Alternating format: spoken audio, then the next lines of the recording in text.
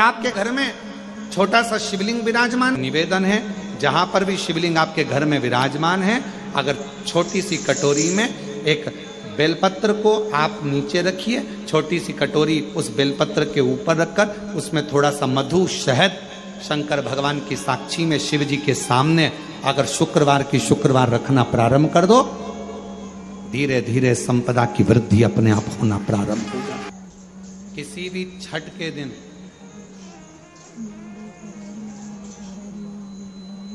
चाहे अंधेरी की छठ हो, चाहे उजाले की छठ हो, किसी भी छठ के दिन अगर षडानंद कार्तिकेय जी महाराज का नाम लेकर 6 बेलपत्र और उस 6 बेलपत्र पर 6 दुर्वा, 6 पुष्प, 6 अक्षत के दाने रखकर षडानंद कार्तिकेय बाबा के स्मरण कर कर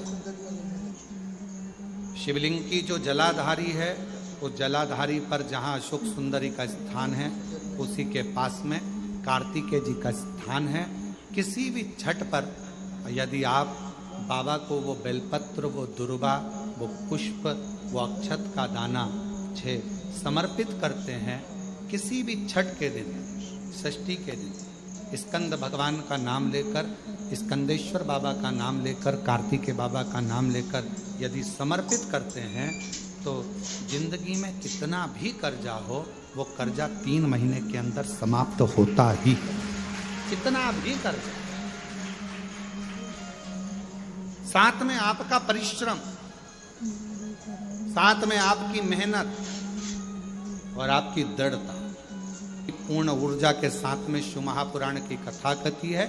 6 बेलपत्र, 6 पुष्प, 6 दुर्वा, 6 चावल के दाने और साथ में अपना परिश्रम पूर्ण करो। छठ के दिन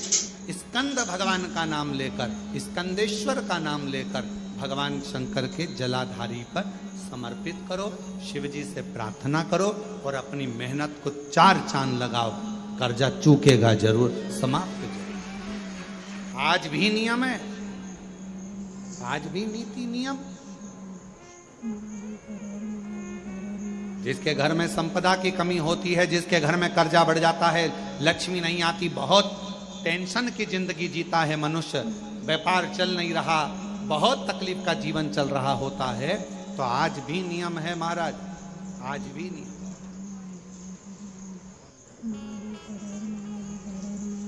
कि सोमवार, शुक्रवार, ये 2 बार ऐसे हैं, इन 2 बार को यदि कटोरी में थोड़ा सा शहद रखकर, मधु रखकर यदि लक्ष्मी जी का स्मरण किया जाए और माता लक्ष्मी जी का स्मरण कर कर एक लाल पुष्प उस कटोरी के सम्मुख में माता लक्ष्मी का नाम लेकर रखा जाए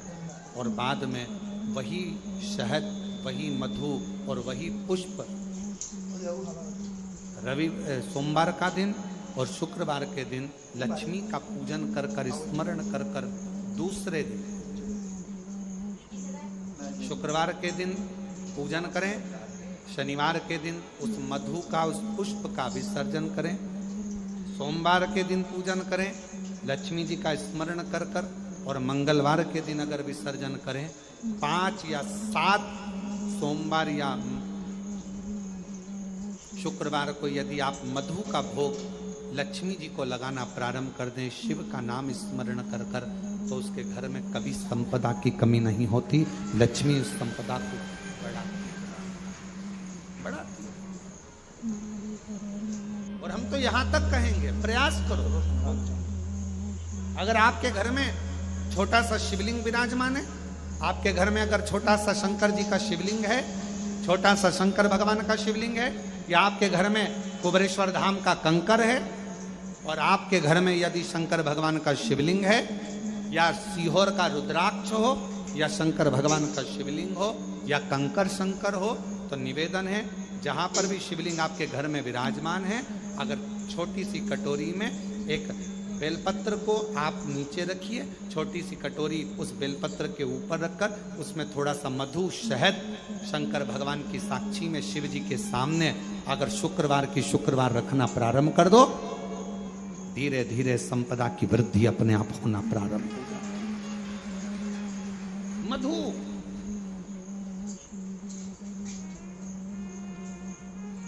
शुक्रवार के दिन बेलपत्री के वृक्ष के नीचे बैठकर घृत का दिया लगाकर शरीर में जो रोग है उसका स्मरण कर कर शंकर जी से विनय कर कर, हे भोलेनाथ, आपने शुक्र देवता को संजीवनी मंत्र दिया है, तो क्या आप मेरे को वो मंत्र प्रदान नहीं करोगे? मेरे रोग,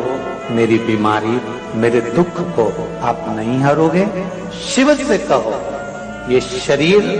आपने दिया है और भजन करने के लिए दिया है, स्मरण करने के लिए दिया है, कीर्तन करने के लिए। यह स्कंद पुराण कहती है महाराज कि भगवान नारायण स्वयं इस जड़ के नीचे अपना विश्राम करते हैं। इस जड़ के नीचे प्रयास करा करो, एक चुटकी हल्दी, कितनी? मात्र एक चुटकी हल्दी आंवले के वृक्ष के नीचे भगवान हरि हर महादेव के नाम से रखकर उस पर पूर्व मुख कर कर, पूर्व की ओर मुख कर कर जल समर्पित करना प्रारंभ कर दीजिए। आप अगर प्रयास करेंगे शुक्रवार की शुक्रवार करें या नवमी की नवमी करें, अष्टमी की अष्टमी करें, प्रदोष की प्रदोष कर लें। मन जब दो होने लगे तब एक श्वेत पुष्प लेकर उस सफेद पुष्प में थोड़ा सा हल्दी और कुंकू का लेपन कर कर किसी भी शंकर के मंदिर में शंकर के शिवलिंग पर यदि ब्रह्मेश्वर महादेव का नाम लेकर उस फूल को, पुष्प को समर्पित किया जाता है,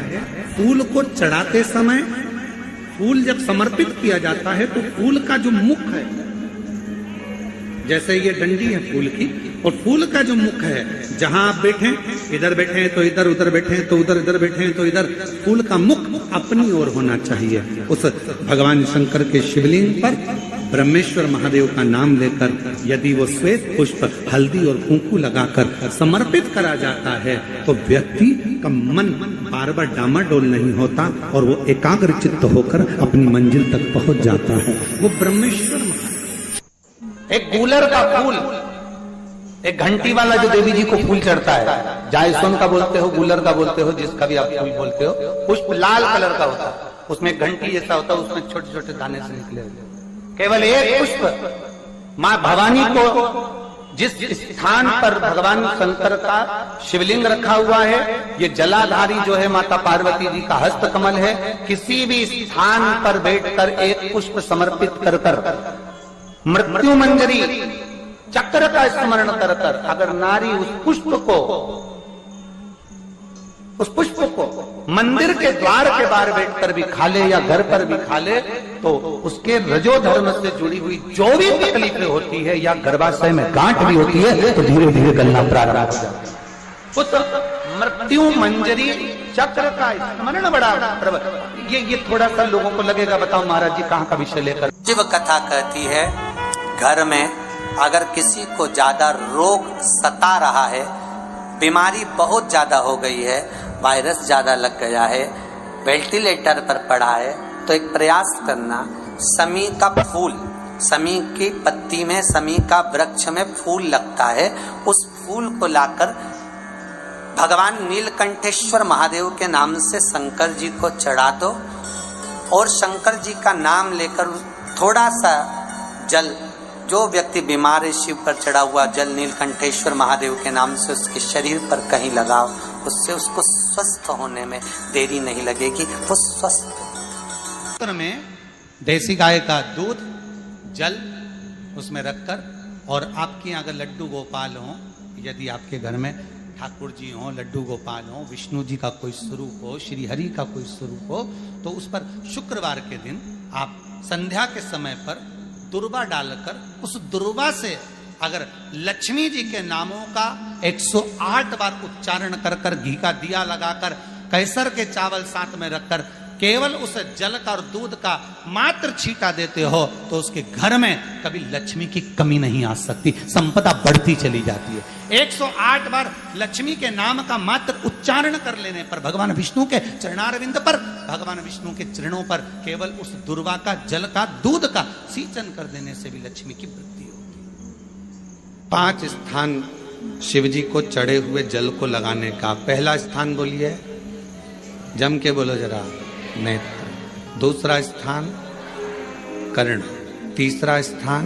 मस्तिष्क, चौथा स्थान कंठ और 5वां स्थान अपना हृदय। मात्र ये 5 स्थान शिव जी के चढ़े हुए जल को